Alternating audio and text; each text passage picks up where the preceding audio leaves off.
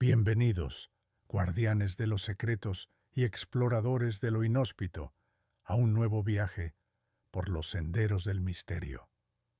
Hoy, nuestra expedición nos aleja de los bosques frondosos y los océanos profundos para llevarnos a los lienzos más vastos y vacíos del planeta, los desiertos. Lugares donde el silencio es tan profundo que se puede oír el latido del propio corazón y donde el calor del día y el frío de la noche tejen espejismos que confunden la mente.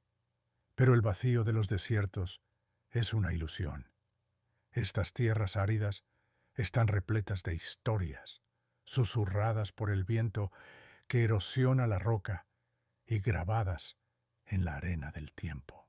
Esta noche escucharemos las voces de dos de los desiertos más imponentes de América: el Atacama, en Chile, el lugar más seco de la tierra, y el de Sonora, la frontera ardiente entre México y Estados Unidos. Son paisajes de una belleza extrema y una dureza implacable, cuna de presencias enigmáticas y relatos ancestrales que han sobrevivido a la sed y al olvido.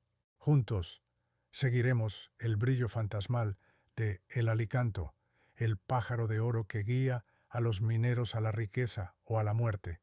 Escucharemos el lamento vengativo de La Lola, el espectro de las oficinas salitreras. Conoceremos a El Yastay, el noble espíritu guardián de las vicuñas.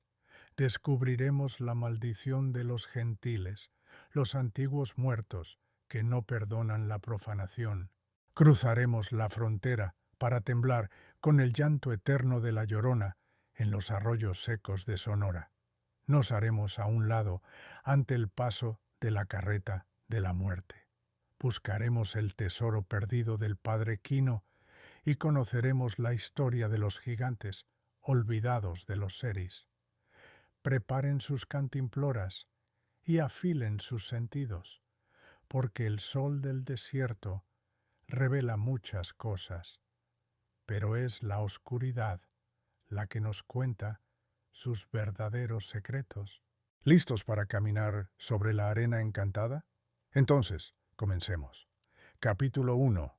El Alicanto, el pájaro de oro y la fiebre del minero. Nuestra primera parada es el desierto de Atacama, un paisaje lunar aquí en la tierra. Imaginen la noche en este lugar. No hay nubes. El cielo es un domo de tinta negra salpicado por miles de millones de estrellas que parecen estar al alcance de la mano. El frío es cortante y el silencio absoluto. Es en esta soledad sobrecogedora donde los pirquineros, los mineros solitarios y artesanos, han pasado incontables noches soñando con encontrar la veta que cambiará sus vidas. Y a veces, en la oscuridad más profunda, ven una luz.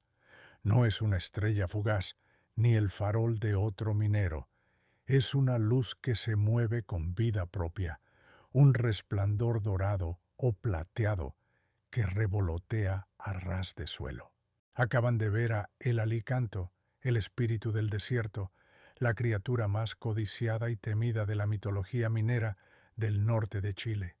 La historia del origen de El Alicanto está ligada a la propia tierra, a la Pachamama. No es un ser de carne y hueso, sino un espíritu elemental. Se dice que es un ave mítica de un tamaño considerable, con grandes alas y ojos de rubí que brillan en la oscuridad. Pero su característica más asombrosa es su cuerpo. Su plumaje no está hecho de plumas, sino de metal precioso. Si se alimenta de oro, su cuerpo es de un oro refulgente. Si se alimenta de plata, su brillo es el de la luna llena. La leyenda cuenta que el Alicanto es el guardián de los tesoros minerales, el hijo de la montaña, encargado de proteger las vetas de oro y plata de la codicia desmedida de los hombres. No es una criatura intrínsecamente maligna, sino un juez. Su aparición es una prueba, un enigma que mide la pureza del corazón del buscador. La manifestación de El Alicanto es un juego mortal de luz y sombras. Se dice que debido a su cuerpo metálico es tan pesado que apenas puede volar, por lo que se mueve dando pequeños saltos y carreras por el suelo del desierto. Una de sus características más inquietantes es que no proyecta sombra, ni siquiera bajo la luz de la luna más brillante, lo que delata su naturaleza sobrenatural. Cuando un minero lo ve, su corazón se acelera. La leyenda dice que si el hombre es de buen corazón, humilde y su ambición es sólo la de proveer para su familia, el alicanto lo guiará con su luz, con cuidado y a distancia, hasta una veta pequeña o un rodado de mineral, una riqueza modesta pero suficiente. El minero debe recoger lo que encuentra y marcharse en silencio, sin mirar atrás y sin contarle a nadie, pues la gratitud y el secreto son parte del pacto. Pero si el corazón del minero está podrido por la codicia, si su deseo es la riqueza por la riqueza, el alicanto también lo guiará, lo dejará acercarse, lo hipnotizará con su brillo y lo conducirá por un camino falso, hacia el borde de un barranco, una grieta oculta o una vieja mina abandonada. Ciego por el brillo del oro, el minero no verá el peligro y caerá al vacío, encontrando la muerte en lugar de la fortuna. Sigue su luz, pero nunca la alcances, advierten los pirquineros más viejos, mientras mascan hojas de coca. El alicanto te da lo que mereces, no lo que quieres. Los testimonios son parte del folclore de cada pueblo minero, desde Copiapó hasta Antofagasta. Cuentan historias de mineros que desaparecieron sin dejar rastro, tras afirmar haber visto al pájaro, y de otros que encontraron pequeñas fortunas de la noche a la mañana, y que vivieron el resto de sus vidas en un silencio temeroso, como si hubieran hecho un pacto con el desierto. La advertencia es clara y directa. Si alguna vez caminas por el desierto de Atacama en la noche y ves una luz dorada danzando en la distancia, detente.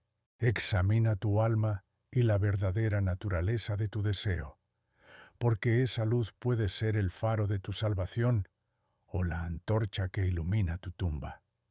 El alicanto es una poderosa metáfora de la fiebre del oro, un recordatorio de que la riqueza más grande del desierto no es el metal, sino la sabiduría para entender sus límites. Y nos deja con una pregunta que brilla en la oscuridad. ¿Es un espíritu guardián que premia la virtud o una trampa brillante diseñada para purgar la tierra de la codicia humana? Capítulo 2. La Lola, el espectro vengativo de las salitreras. Dejamos la soledad de las minas de cobre y oro para adentrarnos en un paisaje aún más fantasmal si cabe. Las ruinas de las oficinas salitreras del Atacama.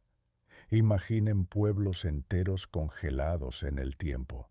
Humberstone, Chacabuco, Santa Laura. Calles vacías, casas con ventanas rotas que parecen ojos huecos, un teatro donde el viento es el único actor y una pulpería donde solo se vende polvo y olvido.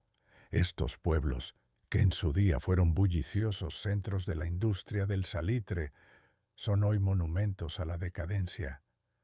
Y en sus silencios se dice que vaga uno de los espectros más tristes y aterradores del norte de Chile, la Lola. La historia de origen de la Lola tiene múltiples versiones, pero todas comparten un núcleo de amor, traición y muerte violenta. La versión más popular cuenta que la Lola era una joven y hermosa mujer que vivía en una de las oficinas salitreras a principios del siglo XX. Estaba casada o era amante de un obrero o un capataz. Un día, Su hombre, consumido por los celos o en un arrebato de locura, la asesinó brutalmente y escondió su cuerpo en algún lugar de la pampa, quizás en el fondo de un pique minero o bajo el suelo de una de las casas abandonadas. Su cuerpo nunca fue encontrado y su alma, incapaz de encontrar descanso por la injusticia de su muerte y la falta de una sepultura digna, quedó atrapada para siempre en los desolados parajes de la pampa salitrera. No es un fantasma pasivo, es un espíritu vengativo, cuyo dolor se ha transformado en un odio profundo hacia los hombres, especialmente hacia aquellos que se parecen a su asesino. Las manifestaciones de la Lola son la pesadilla de cualquier viajero solitario que se atreva a recorrer los caminos del desierto por la noche. Se aparece como una mujer increíblemente bella, vestida elegantemente con ropas de época, a menudo de blanco o negro. Se materializa en medio de la carretera, haciendo señas a los camioneros o a los conductores para que se detengan. Su apariencia es tan seductora y su expresión tan desvalida que pocos pueden resistirse a ofrecerle ayuda. El hombre, cautivado, la invita a subir a su vehículo. Ella acepta y durante un tramo del viaje se muestra amable y conversadora, pero de repente su comportamiento cambia. A medida que se acercan a un cementerio abandonado o a una zona especialmente desolada, el rostro de la mujer comienza a transformarse.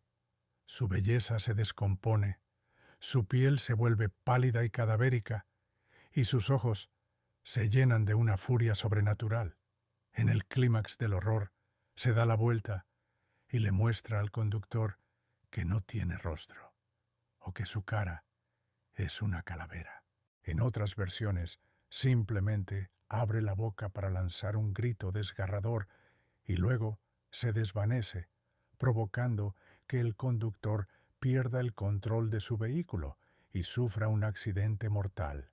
Si ves a una mujer sola en la pampa de noche, pisa el acelerador y no mires atrás.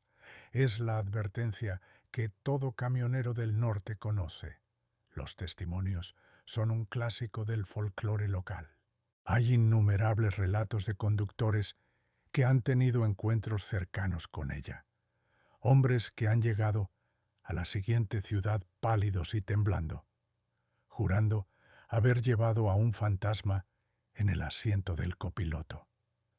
Se dice que el único que sobrevivió a su ataque fue un hombre que, al verla, comenzó a rezar desesperadamente, lo que hizo que el espectro desapareciera.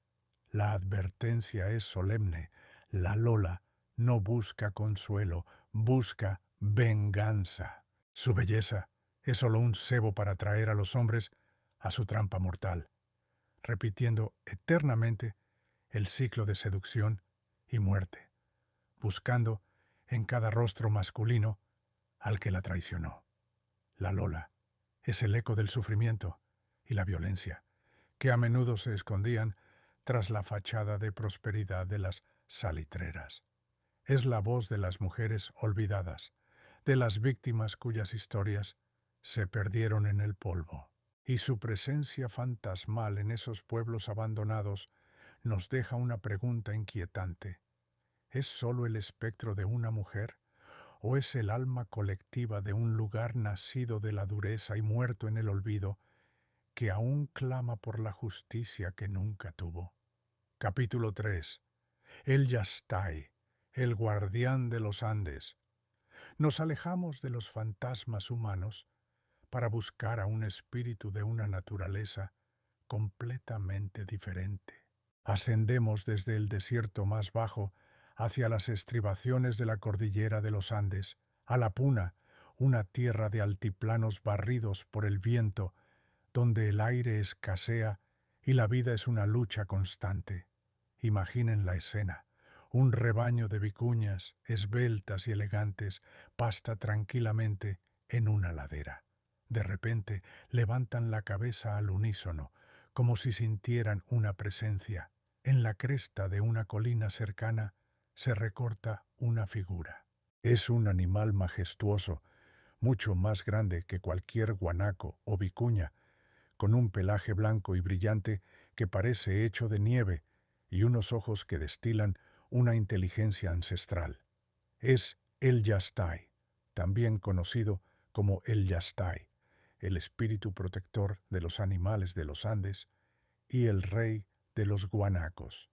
El origen de el Yastay se encuentra en las cosmologías más antiguas de los pueblos andinos, como los diagüitas y los incas. Mucho antes de la llegada de los españoles, estos pueblos vivían en una profunda conexión con su entorno y entendían la necesidad de mantener el equilibrio. El Yastay es la personificación de ese equilibrio ecológico. No es un dios al que se adora en templos, sino un espíritu guardián, una fuerza de la naturaleza a la que se debe respetar.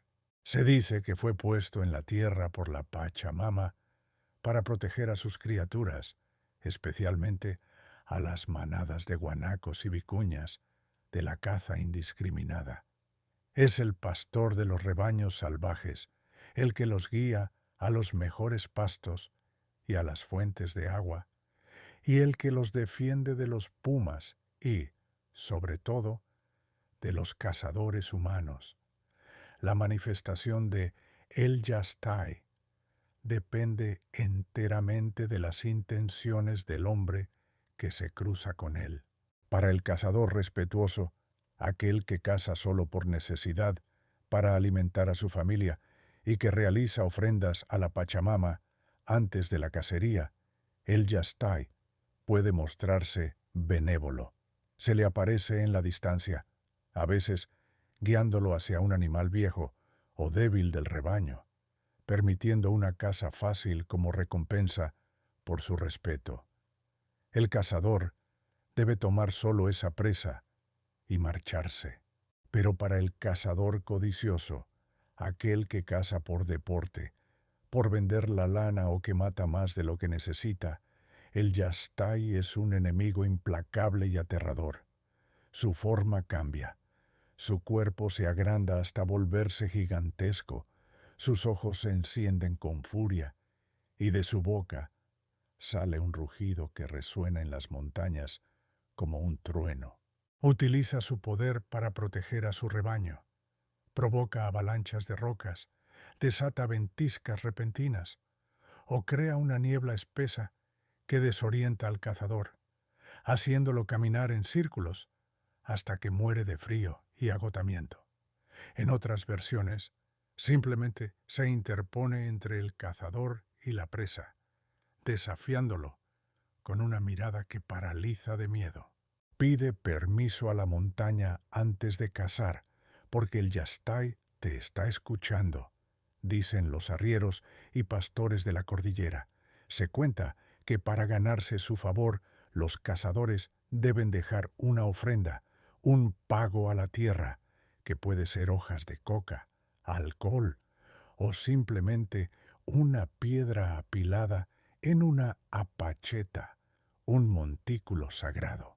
Los testimonios de los lugareños hablan de cazadores furtivos que se adentraron en la cordillera para no volver jamás, o que regresaron delirando, hablando de un guanaco gigante de ojos de fuego que los persiguió por los cerros.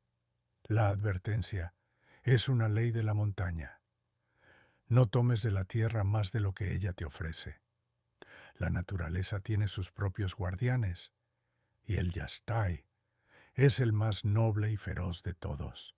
El Yastay es un mito profundamente ecológico, una lección sobre la sostenibilidad y el respeto por la vida silvestre que es más relevante hoy que nunca. No es un monstruo, sino un protector.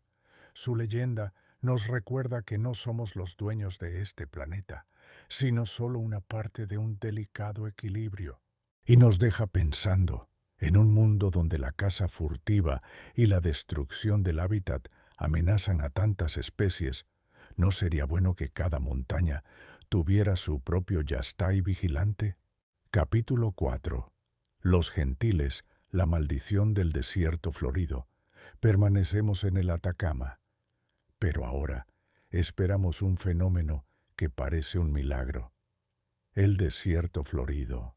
Tras unas lluvias inusuales, el desierto más árido del mundo se transforma en un manto de millones de flores de colores vibrantes.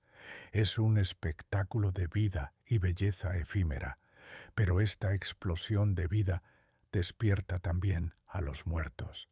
Imaginen caminar por este jardín imposible. Entre las flores ven montículos de piedras y restos de cerámica antigua. Son tumbas. Tumbas de los gentiles, los pueblos preincaicos que habitaron estas tierras hace miles de años, y según la leyenda, perturbar su descanso, incluso con la sombra de tu cuerpo, puede desatar una terrible maldición. El origen de la leyenda de los gentiles está en la extraordinaria conservación de los restos humanos en el clima seco del Atacama. Los cuerpos de los antiguos habitantes, como los de la cultura chinchorro, se momificaron de forma natural, preservándose casi perfectamente durante milenios. Para los pueblos andinos posteriores y para los españoles, estos muertos que no se descomponían eran algo antinatural y poderoso. Se les llamó gentiles porque murieron antes de la llegada del cristianismo. La leyenda cuenta que estos antiguos vivían en una era en la que no existía el sol, solo la luna, y que cuando Dios decidió crear el sol, les dio una advertencia: aquel que fuera tocado por su luz perecería. La mayoría se escondió en cuevas y se enterró bajo tierra para escapar del amanecer, convirtiéndose en los guardianes subterráneos de sus tesoros y de sus tierras. Se cree que la aparición del desierto florido, un evento de vida exuberante, los perturba en su sueño eterno. La manifestación de la maldición de los gentiles es una enfermedad sutil y terrible, conocida como el aire o el mal de los gentiles. No se trata de un fantasma que te ataca, sino de una emanación invisible. Se dice que al caminar cerca de un cementerio indígena, al profanar una tumba o incluso al recoger un trozo de cerámica antigua, uno puede ser tomado por el aire de los gentiles. Este aire es un bao o espíritu maligno que sale de la tierra y se introduce en el cuerpo del intruso. Los síntomas son variados y devastadores: dolores de huesos insoportables, parálisis facial, el cuerpo se contrae y se seca, la piel se arruga y la persona envejece prematuramente, adquiriendo una apariencia similar a la de las momias que ha perturbado. En los casos más graves, lleva a la locura y a la muerte. La maldición es especialmente fuerte durante el desierto florido, cuando la tierra se abre y los espíritus están más activos. No recojas nada del suelo del desierto, ni siquiera una piedra bonita, advierten los abuelos a los niños. Pertenece a los gentiles, y ellos siempre reclaman lo que es suyo. Los arqueólogos y los huaqueros, saqueadores de tumbas, son los que más temen esta maldición. Se cuentan muchas historias de huaqueros que encontraron oro y joyas en tumbas antiguas, solo para morir poco después de una enfermedad extraña y degenerativa. Los médicos modernos podrían diagnosticar estas dolencias como infecciones por hongos o bacterias presentes en los restos antiguos, pero para la gente del lugar, la explicación es espiritual. La única cura es buscar a un yatiri, un sanador andino, que debe realizar un complejo ritual para limpiar el aire del cuerpo del afectado, a menudo usando ofrendas y el humo de hierbas sagradas. La leyenda de los gentiles es una poderosa advertencia sobre el respeto a los antepasados y al patrimonio cultural. Nos enseña que el pasado no está muerto, solo duerme bajo nuestros pies, y que la profanación de lo sagrado tiene consecuencias. El desierto florido puede ser un espectáculo de vida, pero también es un recordatorio de que bajo esa belleza efímera yace un mundo de espíritus antiguos que exigen respeto. Y nos deja con una pregunta inquietante. ¿Es el aire de los gentiles una simple superstición, o es la forma que tiene la tierra de defender la memoria de sus primeros hijos? Capítulo 5. La Llorona, el lamento que recorre el desierto de Sonora. Ahora cruzamos miles de kilómetros hacia el norte y nos adentramos en el otro gran desierto de nuestro viaje, el de Sonora. Un paisaje de una belleza diferente, más caliente, salpicado por los brazos espinosos de los cactus saguaro y las formaciones rocosas de un rojo intenso. Aquí, donde el agua es el bien más preciado, los ríos son a menudo solo cicatrices de arena en la tierra, arroyos secos que esperan las lluvias monzónicas. Y es en estos lugares donde la vida y la muerte del agua son tan evidentes, donde resuena el lamento más famoso y desgarrador de todo el folclore hispanoamericano. Es el llanto de la Llorona. La historia de origen de la Llorona es una de las más extendidas y con más variantes de toda América Latina, pero su esencia es siempre la misma: una tragedia de amor, traición y filicidio. La versión más común nos habla de una mujer indígena de gran belleza, a veces llamada María, que se enamoró de un conquistador o un noble español. Tuvieron hijos, pero él, por su posición social, se negó a casarse con ella y la abandonó para casarse con una dama española de alta cuna.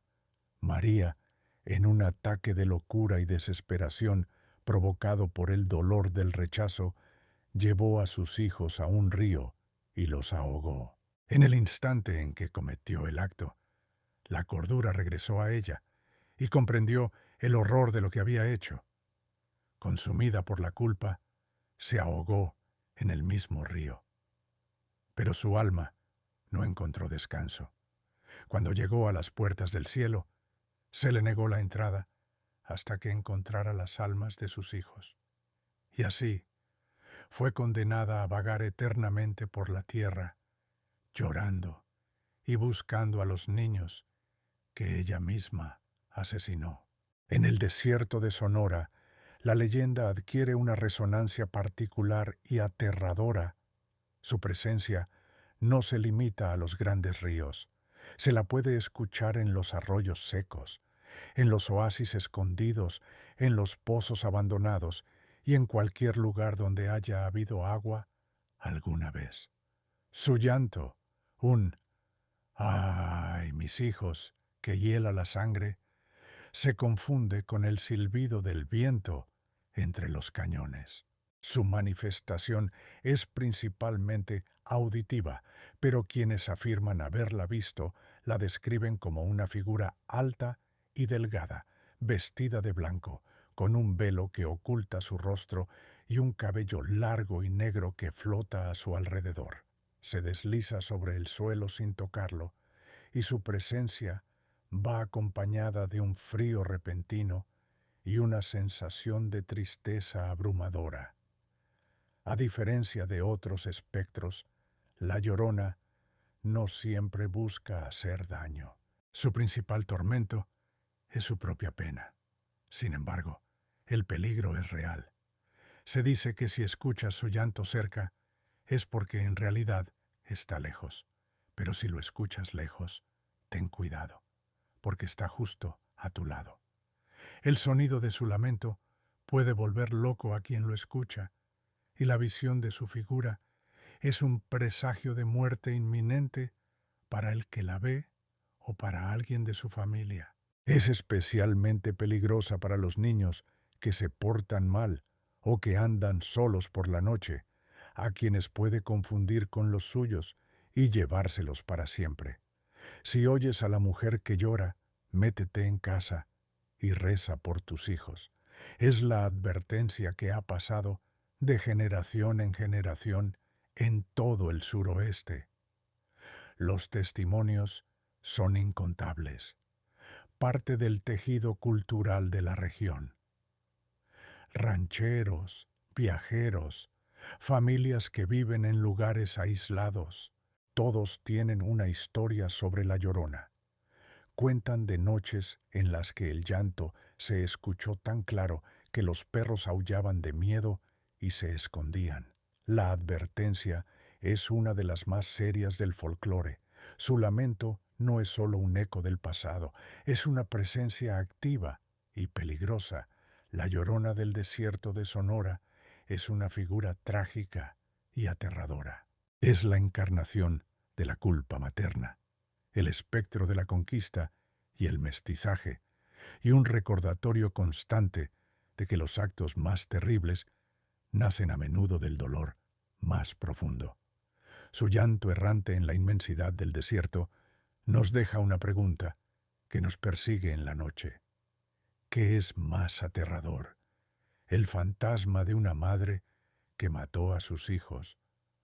¿O la desesperación humana que puede llevar a cometer un acto tan monstruoso? Capítulo 6. La carreta de la muerte. El último viaje por Sonora. Continuamos nuestro viaje nocturno por el desierto de Sonora. Imaginen una carretera solitaria, una cinta de asfalto que se pierde en la oscuridad bajo un cielo estrellado, o quizás un viejo camino de tierra que serpentea entre los saguaros. El silencio es total. De repente, a lo lejos, escuchan un sonido que no pertenece a este siglo. Es el chirrido de ruedas de madera sobre la tierra, el trote pesado de caballos y el chasquido de un látigo. El sonido se acerca y en la distancia ven la silueta de una carreta antigua, tirada por caballos negros como la noche. Pero algo está mal. Los caballos parecen espectrales, sus ojos arden como brasas y el conductor es un esqueleto envuelto en una túnica negra. Acaban de encontrarse con la carreta de la muerte, o como la llaman en algunas partes, la carreta de Satanás. El origen de esta leyenda es profundamente europeo, arraigado en las alegorías medievales de la danza de la muerte y en la figura de la parca. Fue traída a América por los evangelizadores españoles como una herramienta para infundir el temor de Dios y la certeza del juicio final.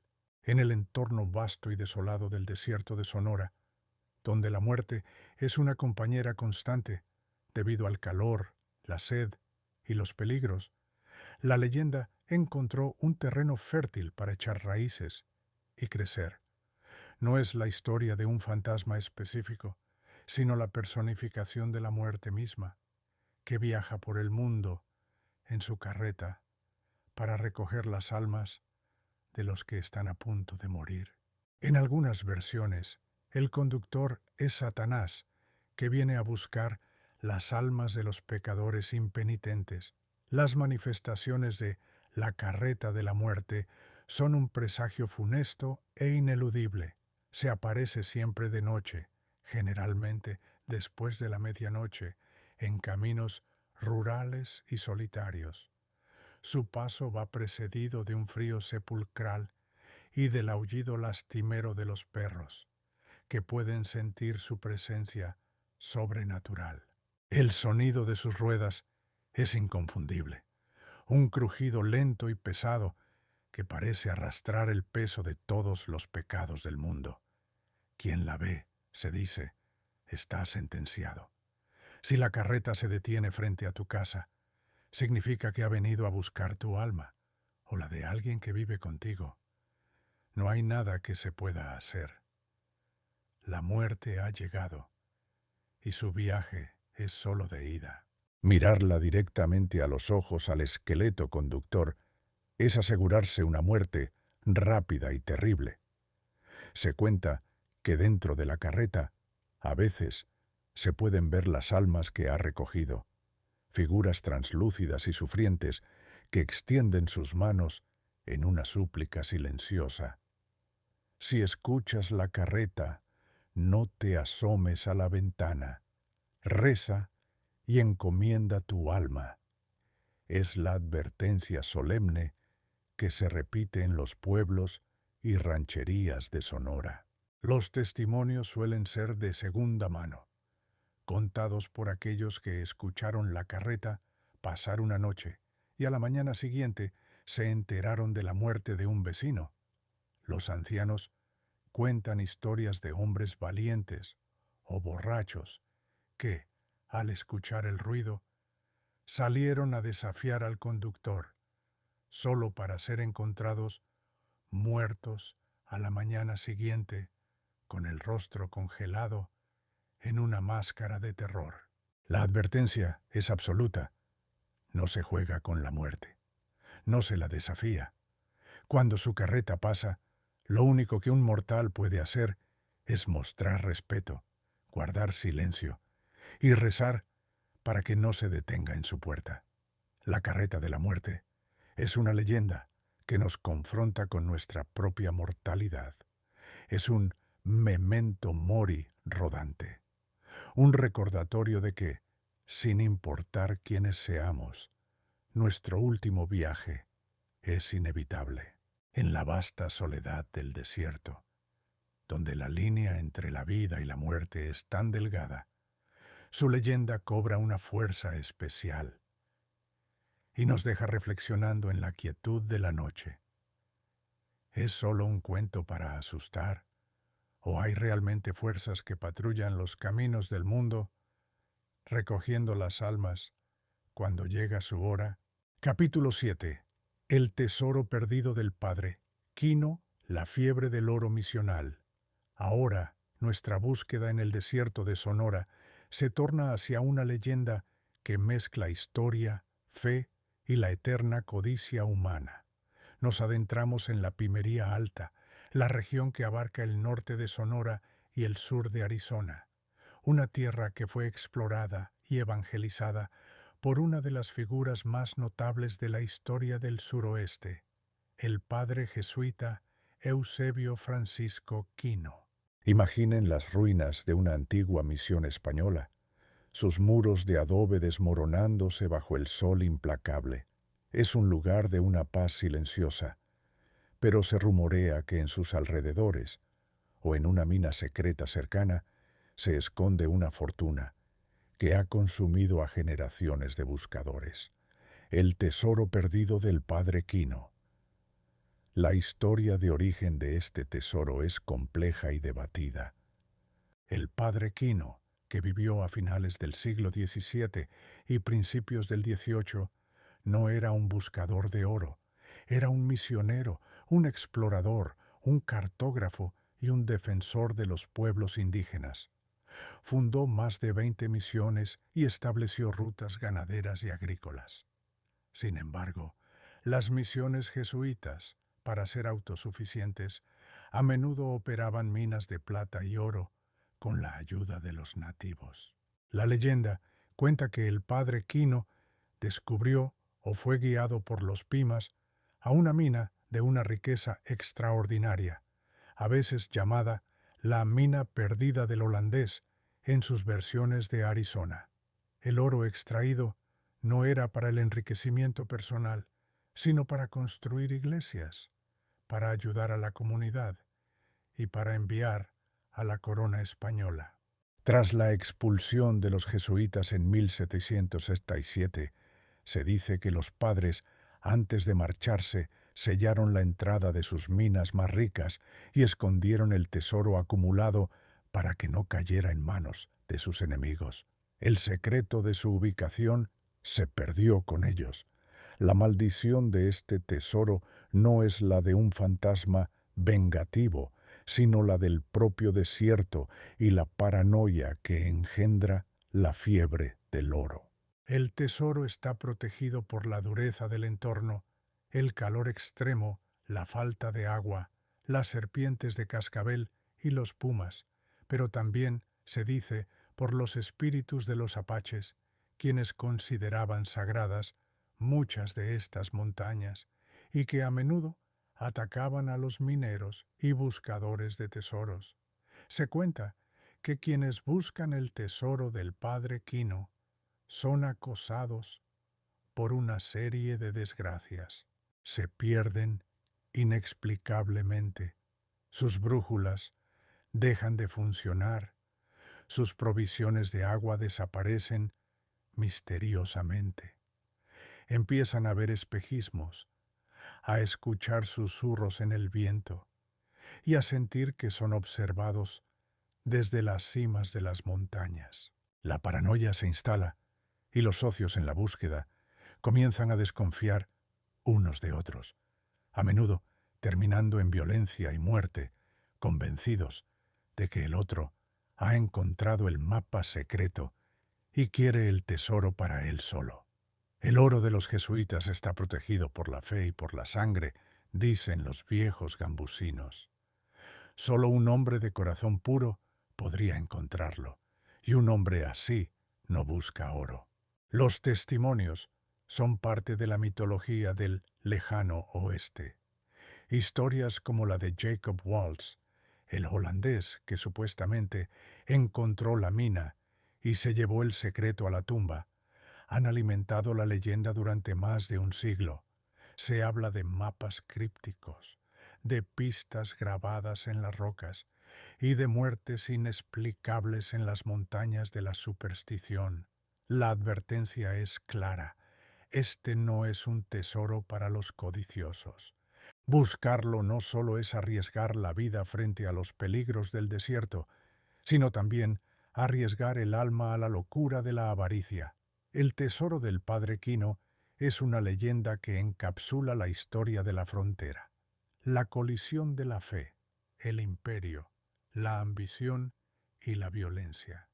Es un recordatorio de que algunas riquezas están destinadas a permanecer ocultas. Y nos deja con una pregunta que se pierde en el calor del mediodía. ¿Está el tesoro realmente perdido? ¿O es que el desierto, como un guardián sabio, simplemente se niega a entregárselo a aquellos que no son dignos de él? Capítulo 8. Los gigantes olvidados de los seris.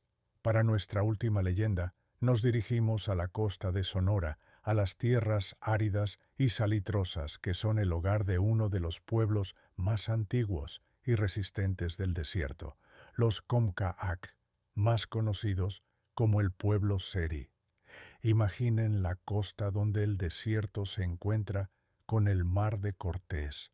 Es un paisaje de una belleza austera, con cardones gigantes y la isla del tiburón, su tierra sagrada, flotando en el horizonte. Los seris tienen una conexión milenaria con esta tierra y en sus tradiciones orales guardan la memoria de un tiempo anterior, un tiempo en que no estaban solos, un tiempo en que la tierra estaba habitada por una raza de gigantes. El origen de esta leyenda se remonta al tiempo de la creación en la cosmología seri.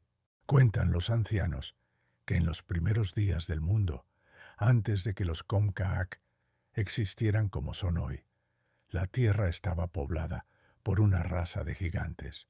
Estos gigantes no eran necesariamente malvados, pero eran torpes, a veces violentos, y carecían de la sabiduría y la cultura que los seris desarrollaron después. Eran una primera versión, un borrador de la humanidad. La leyenda cuenta que un gran cataclismo, a menudo una inundación masiva o una catástrofe enviada por los espíritus creadores, barrió la tierra y exterminó a la mayoría de estos gigantes. Solo unos pocos sobrevivieron, y con el tiempo Su raza se extinguió, dejando atrás solo sus huesos y las historias de su existencia. Las manifestaciones de estos gigantes hoy en día no son espectrales, sino arqueológicas y espirituales. La prueba de su existencia, según los seris, se encuentra en los grandes fósiles de mamíferos prehistóricos, como los mamuts, que a veces se encuentran en la región. Para ellos, estos no son huesos de animales, sino los restos de los gigantes de la antigüedad. La leyenda también se manifiesta en la geografía. Ciertas formaciones rocosas extrañas o montañas con perfiles humanoides son consideradas los cuerpos petrificados de estos seres primordiales. Se dice que sus espíritus todavía habitan en estos lugares sagrados. Un seri que se aventura en estas zonas debe hacerlo con respeto, pidiendo permiso a los espíritus de los gigantes. Si no lo hace, puede ser castigado con la desorientación, la mala suerte en la caza o la pesca, o incluso enfermedades. No son fantasmas que atacan, sino una presencia ancestral que exige reconocimiento y respeto. Pisamos sobre los huesos de gigantes, dicen los chamanes seris. Su fuerza todavía está en la tierra. Los testimonios de esta creencia son parte integral de su cultura. Los antropólogos que han trabajado con los seris han documentado extensamente estas historias, que explican no solo su visión del pasado, sino también su profundo respeto por la tierra. Para ellos, cada rincón de su territorio está imbuido de historia y poder. La advertencia implícita en la leyenda es una lección sobre la humildad y la perspectiva. Nos recuerda que nuestro tiempo en la tierra es solo un capítulo en una historia mucho más larga, y que otras formas de vida, y quizás otras formas de humanidad, nos precedieron. Es un llamado a respetar la tierra, no solo por lo que es, sino por todo lo que ha sido. La leyenda de los gigantes seris es una ventana a una forma de ver el mundo que es a la vez mítica y profundamente conectada con la evidencia paleontológica. Nos invita a mirar el paisaje no solo como geografía, sino como historia, como un cementerio de mundos pasados, y nos deja con una pregunta fascinante. ¿Son los fósiles solo restos de megafauna extinta o son, como creen los seris, la última prueba tangible de una raza de gigantes que una vez caminó sobre la tierra, cuyos espíritus aún susurran en el viento del desierto? Nuestro viaje a través de la arena y el tiempo llega a su fin. Hemos caminado bajo las estrellas del Atacama y el sol abrasador de Sonora. Hemos escuchado las voces que el viento transporta, desde el brillo tentador de El Alicanto hasta el lamento eterno de La Llorona. Hemos sentido el respeto por los guardianes de la naturaleza, como el Yastái, y hemos temblado ante presagios de muerte, como la carreta de la muerte.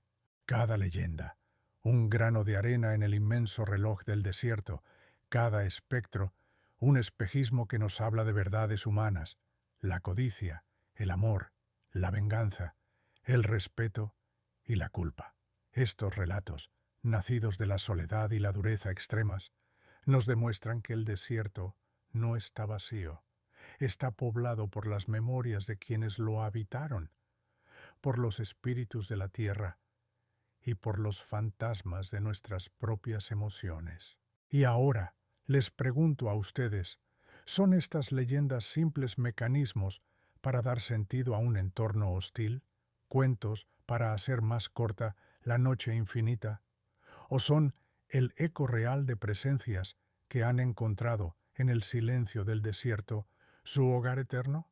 Gracias por acompañarme en esta travesía por las tierras áridas y sus misterios. Ha sido un honor ser su guía en este paisaje de belleza y peligro. Si las voces del desierto han resonado en ustedes, no olviden dejar un me gusta para que estas historias no se las lleve el viento. Suscríbanse al canal y activen la campana para no perderse nuestra próxima expedición a lo desconocido. Y ahora, la palabra es suya. Cuéntenme en los comentarios, ¿cuál de estas leyendas del desierto les ha impactado más? ¿O conocen alguna otra que merezca ser contada? Hasta la próxima, guardianes de los secretos. Y recuerden, la próxima vez que se encuentren en un lugar solitario, escuchen con atención.